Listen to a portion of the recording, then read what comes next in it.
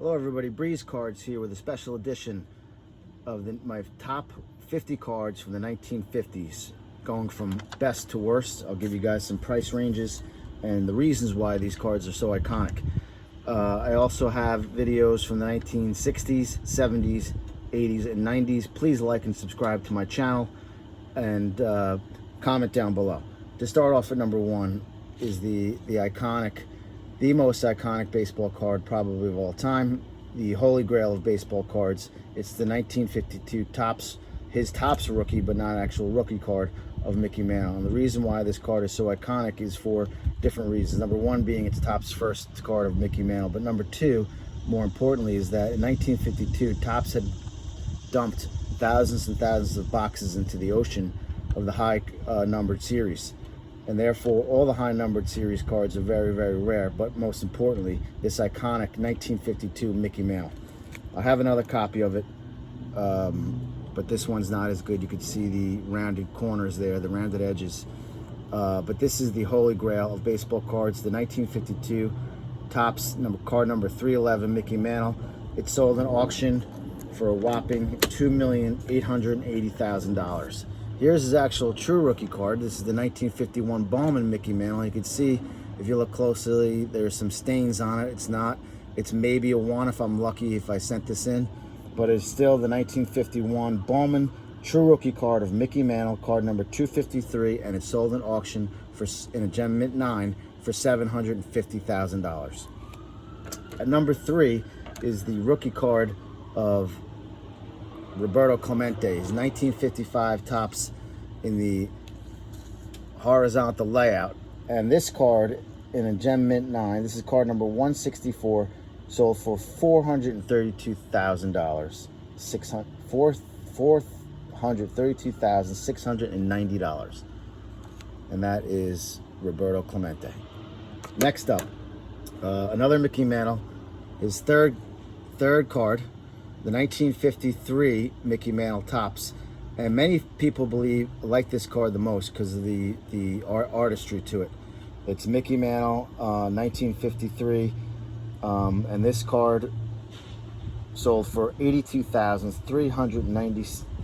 $82,396. Amazing. Next up, the 1956 Mickey Mantle. I mean, many people like this.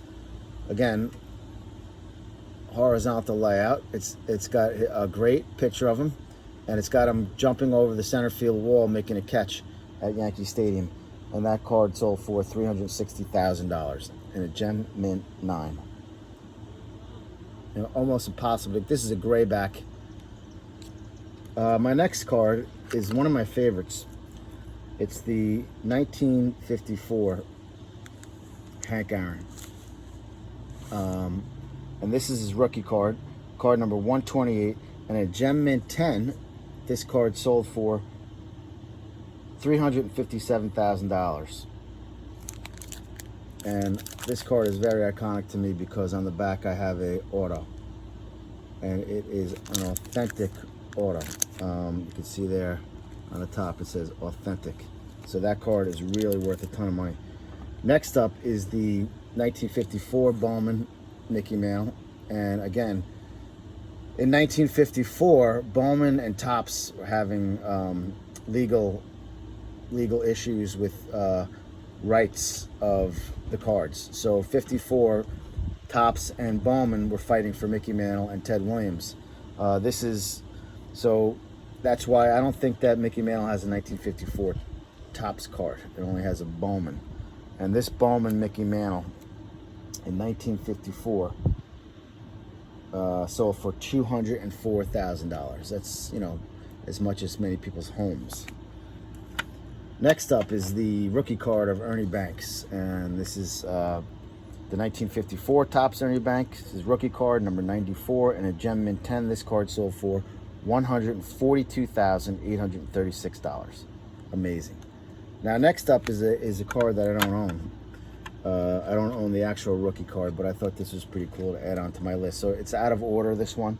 But the 1954 Topps Al Kaline rookie card, number 701, I don't own that one. in a Gem Mint 10 sold for $88,688. But this is kind of cool too. This is the 1953 Rookie Stars Detroit Tigers featuring Al Kaline. And I just wanted to show you guys. I thought it was cool. I added it in there, but don't count it as, it probably shouldn't be in my top 50, but I kind of threw it in. All right, next up is the iconic 1955 horizontal layout of Sandy Koufax. Now, if you look at Sandy Koufax's pitching records, in the I believe he played 6 seasons, his numbers during those 6 seasons were better than any. But he had a short career, but this is his rookie card, the 1955 Topps Sandy Koufax, very iconic. Card number 125. And in a Gem Mint 9, this card sold for $88,380. It's a very iconic card to own. Next up, I don't own the actual card, but I have pretty close to it. The 1951 Bowman Willie Mays. This is called an archive, but it is an insert, but the autograph is authentic, and I could show you on the back. See that right there? That's authentic. So this card is worth also a ton. That was the 1951 rookie card Bowman number 305 of Willie Mays, and the actual 51 card, this is not. This is an insert, I'm going to be honest. But the actual 51 Bowman Willie Mays card number 305 sold for $65,725. Next up is another insert. This is the 53 Willie Mays. And this is a reprint insert in one of the sets. I don't even remember which one, but I just wanted to show you what the card looks like in case you own it. The 1953 Topps Willie Mays high numbered card number 244, and that sold for a ton of money. I don't have the exact price on me right now. Next up, a very interesting card. I was talking about Mickey Mantle before, but Ted Williams had the same problem with Bowman. And Bowman was arguing for his rights to have his card, and Ted Williams pulled out of it because of the legal decisions, and he didn't want to be a part of it, and he pulled himself out. And there's only a few hundred to maybe 1,000 of these cards ever distributed. Very rare number. I don't have the number on the top of my head, but this card was pulled from production and replaced with another Red Sox outfielder named Jimmy Parcells. But the 1954 Bowman Ted Williams card number 66 is very, very iconic. Very iconic because of that fact that it was only in distribution for a small period of time, so therefore it's very, very rare to get. And it's also Ted Williams, one of the greatest hitters of all time. Here is a 1955 Harmon Killebrew rookie. It's not in that great condition. It's in 4. One of the greatest power hitters to ever play the game. The 1955 Topps Harmon Killebrew card number 124 sold for $59,135 in a Gem Mint 10. This is a 4. So very hard to get these old vintage cards in top-notch condition, and that's why if you have them, it's a gold mine. It's a treasure. I love this card with the pink borders. I'm not saying I like the color pink. I like the rarity, the scarcity of the pink borders. It's one of the only ones. This is the 1959 Topps rookie card of Bob Gibson, and a very good 3. Card number 514, but in a Gem Mint 10, this card sold for $53,759. But again, Bob Gibson was one of the hardest thrown pitchers to ever play the game, and he still holds the record right now. Many years later, was 30-something, 35, 36, 30, maybe 37 years later. The record from 1968, when he threw a 1.12 ERA. Jacob deGrom right now is going for it. He's like a .95, but he's injured. Next up, the human vacuum, possibly the greatest fielding third baseman to ever play the game. Many would say yes, he is. Many world championships with the Baltimore Orioles. I think he played his whole career with the Baltimore Orioles. This is card number 328, in very good condition, a 3. But in a Gem Mint 10, this card sold for $47,251. That's Brooks Robinson, the human vacuum. Next up, I don't own the card. This is a reprint, but an auto of Eddie Matthews. Now, the reason why this card is so iconic, not only is it Eddie Matthews, one of the best power hitting third basemen to ever play the game, play with Hank Aaron, him and Hank Aaron, 3-4 hitters, with the Milwaukee Braves and the Atlanta Braves. But the Eddie Matthews rookie card of 1952 tops, number 407, and a Gem Mint 8 sold for $43,200. Now this is autoed, and on the back I have the PSA auto. Very cool. Next up, second year card of Mickey Mantle, the Bowman 1952 Bowman Mickey Mantle, his second year card. Card number 101. This card sold for $43,125. Again, probably in a Gem 8, 9, or 10. I think a 9. Very rare card. 1952 Bowman Mickey Mantle. This was passed down to me. Next up, 1957 Mickey Mantle. And if you look closely, I know the lighting's not good. Over there's a figure there. And people say that it was somebody that got in the image and they tried to airbrush it out. Others say that it's the ghost of Babe Ruth. But the 1957 Topps Mickey Mantle is a very rare card because of that. And many batting champions. But the 57 Mickey Mantle sold for $36,225. Card number 95. And I'll try and get you a better image of that ghostly figure there. They call it the ghost card. Next up, Frank Robinson, 1957 Topps rookie with the Cincinnati Redlegs before they just went on to be the Reds. That's his rookie card. A great switch hitter, a great power hitter. I believe he had 500 home runs. I'm almost positive. But the Frank Robinson rookie card, number 35, and a Gem Mint 9 sold for $21,860. The 1957 Frank Robinson. And I think he was the MVP of both leagues, with the Cincinnati Reds and with the National League and with the American League Baltimore Orioles. Next up, rookie card, 1957 Topps Don Drysdale, one of the most iconic cards to know to date. And this is an excellent 4. Again, how rare these cards are to get. The Don Drysdale card number, rookie card number 18, and a Gem Mint 9 sold for $17,400. That's Don Drysdale. Next up, the 1959 rookie of Roger Maris, iconic because he held the single season home run record for many years. That's Roger Maris. That's his rookie card. And the 58, Roger Maris, number 47, and Gem Mint 9 sold for $8,409. Next up is the 1952 Topps Willie Mays, and that's his Topps rookie card. Remember the 51 Bowman, this is actual rookie, but this is his Topps rookie card, 1953, and it's a high numbered card at number 244, and it's one of the most iconic cards of all time. Next up is the 1953 first card of the set, Jackie Robinson.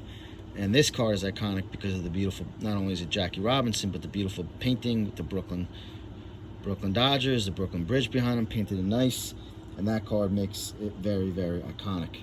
Next up, some people never heard of this guy, Andy Pafko. And the reason why this card is so iconic is because in 1952, Andy Pafko was graced with the number 1 card in a very, very rare, tough to get set. And when you're on the top of the deck, when people used to collect cards, they put them in number order.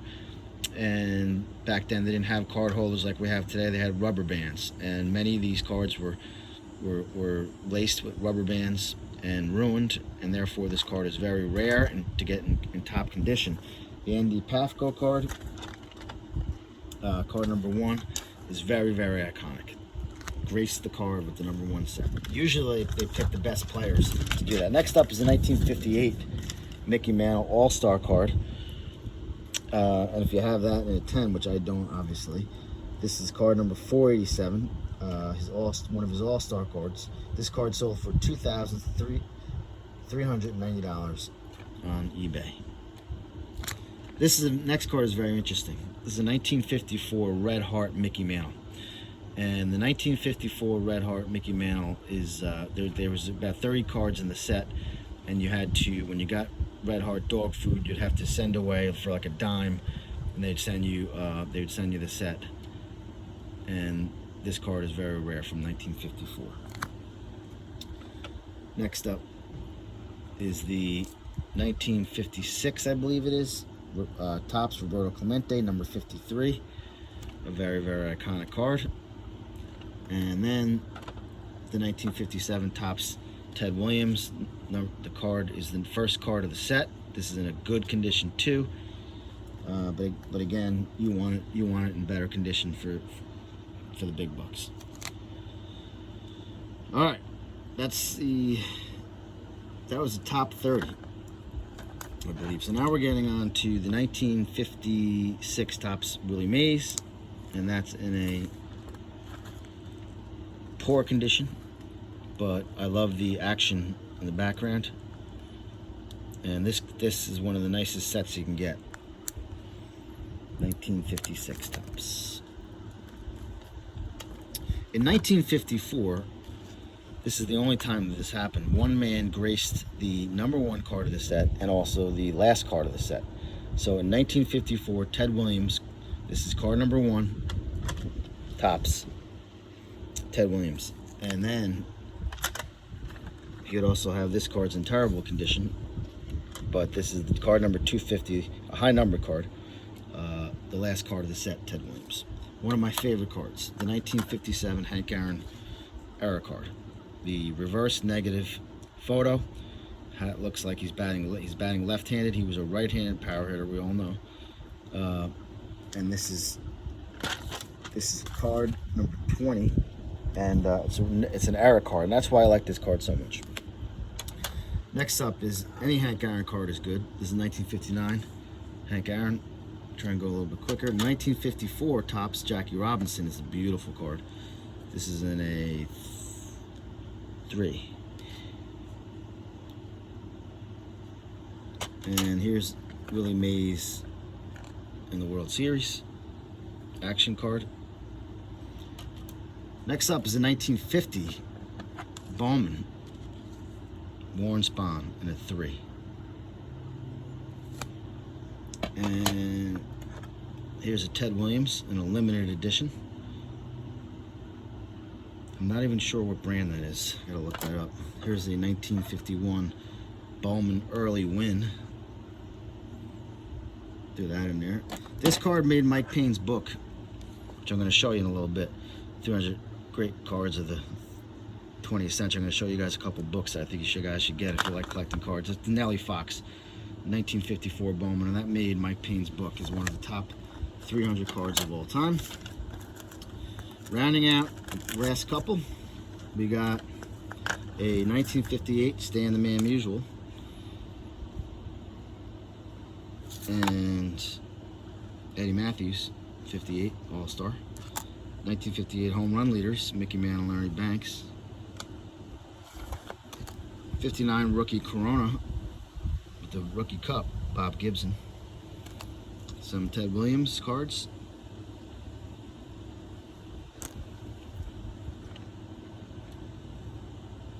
Awkward throwing there, huh?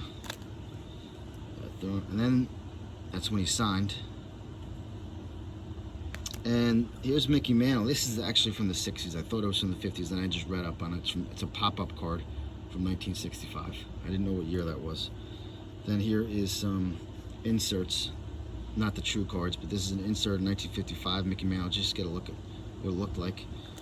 And the 58, this is an insert reprint. And this card I threw in because this is the first old vintage card I owned. And I found this as a young kid. I was about 7 years old, and I was looking through, I was in the Boy Scouts, we were doing a paper drive, and we had stacks and stacks of papers, and in between I found this Hobie Landreth 1954 Bowman. I had no idea who he was. I thought I was going to be a millionaire when I found this card. It was like the oldest thing I owned. Really cool card, and then I found out who it was. Hobie Landreth, he was a catcher, 1954 Bowman. Alright, I just want to show you guys a couple books I got, really quick. And I also want, I don't know if I want to take too much time, but this is called the 300 baseball cards of the 20th century, and that's by Mike Payne. A great book to own. It's really cool. Another one I got is by Rico Petrocelli. And this card is called An All-Stars Cardboard Memories, and it goes through all the baseball cards, and he picks out his favorite card of each player, all Hall of Famers, and a runner-up card, and some other talks about the cards, the playing career, how he got to know them. It's a really cool book. I recommend it to everybody. But anyway, this is Breeze signing out. I wanted to go through some interesting records with you guys, but I don't want to make this video too long. Please like and subscribe. Please comment. I'm doing my best to get my cards out to everybody. Sorry for the poor lighting and conditioning of the videos. I'm outside, and the sun, hopefully that didn't ruin this video. Thanks for watching. Breeze Cards signing out.